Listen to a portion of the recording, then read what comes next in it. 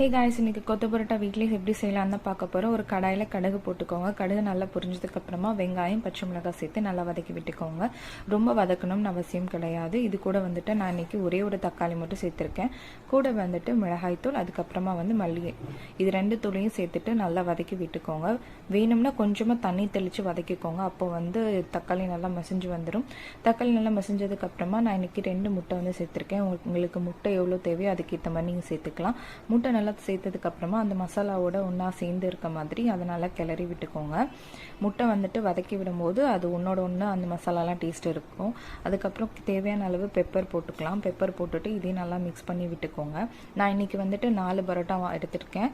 பரோட்டா நார்மலாக கடையில் வாங்கினதா இல்லை வீட்லேயே நான் பரோட்டாவும் போடுவேன். அதுக்கான விலாகும் சீக்கிரமாக அப்லோட் பண்ணுறேன். பரோட்டா 4 பரோட்டாவுக்கு 2 சால்னா கொடுத்துருந்தாங்க. இதில் பரோட்டா நான் இன்றைக்கி நல்லாவே ஃபைனாக மேக்ஸிமம், ஏன்னா நம்ம கடையில் மாதிரி கொத்து போடுற முடியாது, அதனால் கையிலேயே நல்லா பிச்சு போட்டுட்டேன். அதுக்கப்புறமா முட்டையோட ஒன்றோட ஒன்று நல்லா வதக்கிட்டு அதுக்கப்புறமா ஒரு குருமா எடுத்து நான் ஊற்றிட்டேன்.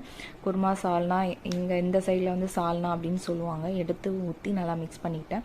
நல்லா மிக்ஸ் பண்ணியே விட்டுட்ருக்குங்க. கொஞ்ச நேரத்தில் பரோட்டாவோட ஸ்மெல் எல்லாமே சூப்பராக இருக்கும்.